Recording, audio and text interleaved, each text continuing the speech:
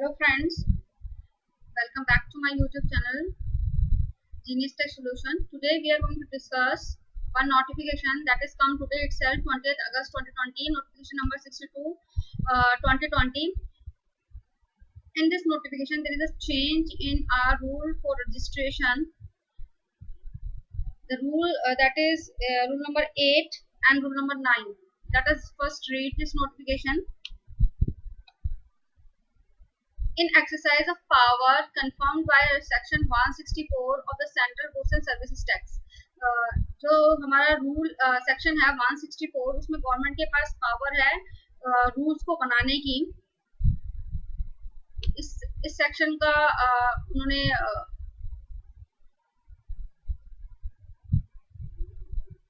के बिहाफ पर ही इस रूल्स में चेंज करे हैं। Short title and commencement. This rule may be called the Goods and Services Tax 10th Amendment Rule 2020. इसमें जो रूल हमें जो रूल नंबर 8 है, रूल नंबर 8 हमारा होता था एप्लीकेशन फॉर रजिस्ट्रेशन। इसमें ये 4A इंसर्ट किया गया है।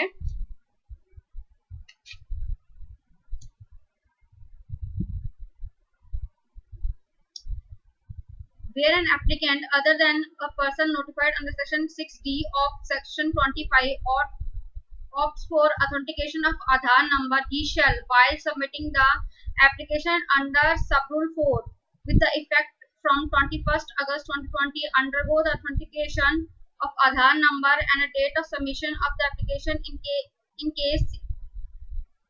in such cases shall be date of authentication of Aadhaar number or 15 days from the submission of the application in Part B of GST REG 01 subrule 4 whichever is earlier.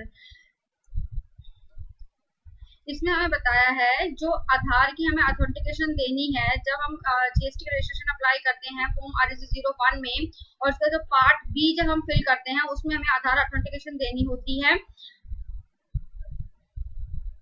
ये mandatory कर दी है जो भी registration होंगे 24 अगस्त 2020 से। और जो ये हमें इंफॉर्मेशन देनी है, जो भी हम इसका पार्ट बी भरते हैं, जो REG फॉर्म 01 होता है, उसके जो पार्ट बी की जो वैलिडिटी होती है विद इन 15 डेज होती है। जब हम REG 01 फॉर्म कंप्लीट करेंगे या हमने REG जो है पार्ट बी इसका फिल किया, जो भी अर्लियर होगा उसमें हमें डिटेल देनी है। अब रूल नंबर 9 में थी हमारी verification of application and approval. इस रूल में कुछ चेंज किए गए हैं। इस रूल में हमें बताया है provided that where a person other than person notified subsection 6D of section 25 has to undergo authentication of Aadhaar as specified in sub rule 4A of 8 does not opt for authentication of Aadhaar number, the registration shall be granted only after physical verification of the place of business in presence of the said person in such manner provided under Rule 25. जो rule 25 है उसमें हमें physical verification के बारे में बताया गया है कि फिजिकल वेरिफिकेशन होगी जो भी एज पर रूल 8 अपना रजिस्ट्रेशन अप्लाई करता है, उसमें हमें अगर वो आधार की ऑथेंटिकेशन नहीं देता है तो उसकी फिजिकल वेरिफिकेशन होगी मैंडेटरी।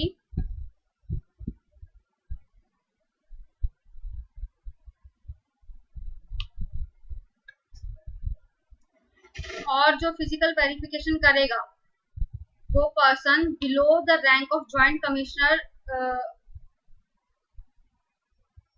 की रेंज का की रेंज से का होगा, मतलब जॉइंट कमिश्नर या इससे अबव की रेंज का ही जो हमें फिजिकल वेरिफिकेशन करेगा।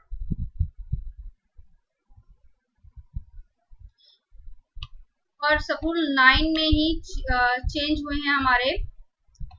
इसमें बताया provided that where a person other than specified person notified under subsection 6D of section 25 phase to undergo authentication of Aadhaar number as specified in rules 4A of 8 does not opt for authentication of Aadhaar number, the notice in REG 03 may be issued not later than 21 days from the submission of application. जो अगर हम application भरते हैं REG 01 में और हमने आधार authentication नहीं किया है जो REG03 में क्या आता है, अगर हमारा शोकोस नोटिस जो गवर्नमेंट अप्लाई करती है इसमें, वो जो नोटिस आएगा वो विद इन 21 डेज ही आएगा।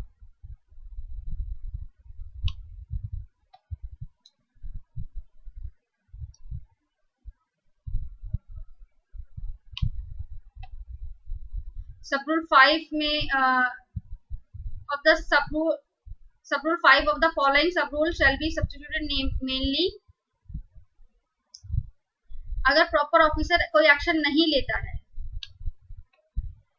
within a period of 3 working days from the date of submission of application in case where the person successfully undergo authentication of Aadhaar number or is notified under subsection 6D of section 25।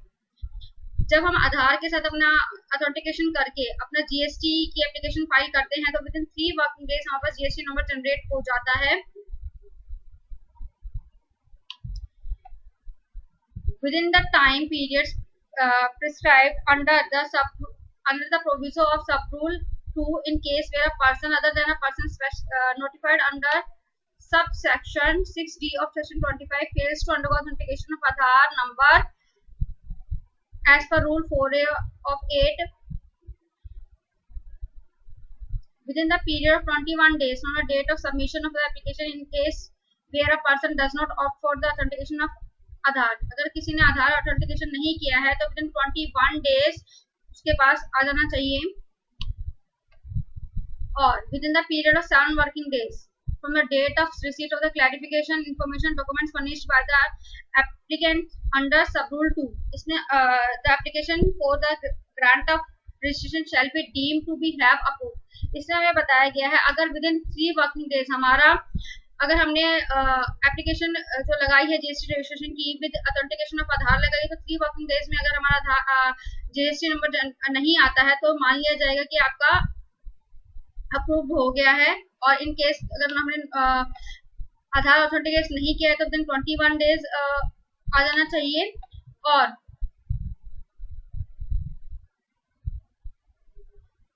कोई हमारे पास SCN आया था जो उसको हमने reply किया within 7 working days, अगर कोई नहीं आता है प्रोसेस तो मान लिया जाएगा कि हमारा जीएसटी रजिस्ट्रेशन जो है वो अप्रूव हो गया है।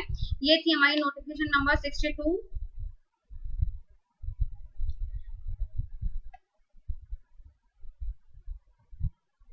इसमें आधार और गवर्नमेंट ने जीएसटी पोर्टल पर न्यूज अपडेट्स में डाला है provision for Aadhaar authentication of GST registration कि किस तरीके से करनी है हमें। आधार ऑथेंटिकेशन प्रोसेस में भी introduce for the person applying for GST registration as normal tax payer, composition, casual tax payer, person, input service distributor, SEZ developers, SEZ unit etcetera, form REG01 के में देनी है जो भी नोटिफिकेशन में रीड की उसके अकॉर्डिंग। जो ऑथेंटिकेशन देगा वो कौन दे सकता, under this individual authorised signatory for all type of business managing and authorized partners of a partnership firm and a cut of HUF while applying for the GST registration।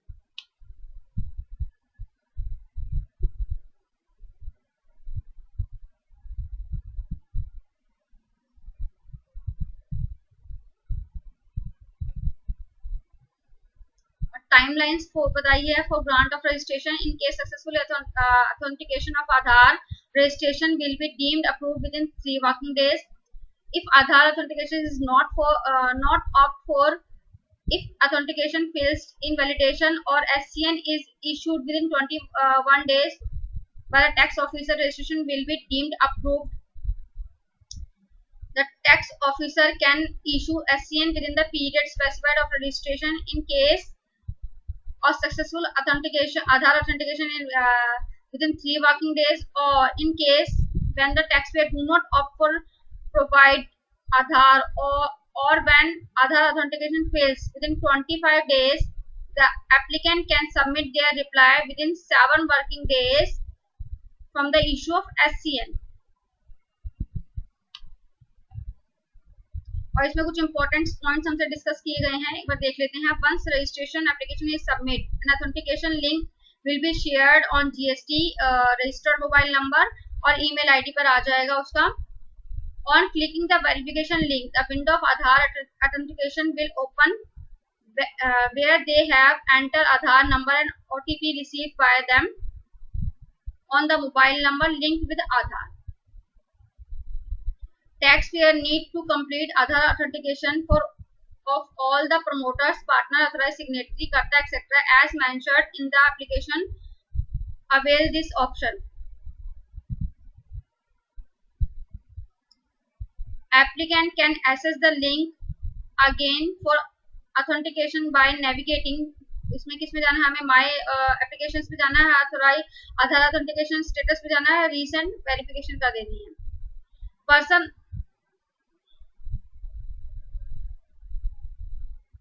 जो लोगों ने already register ले रखा है उन्होंने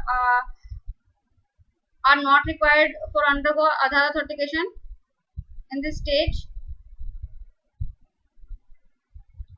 Person who has not resident Indian citizen of India are exempt from the Aadhaar authentication process.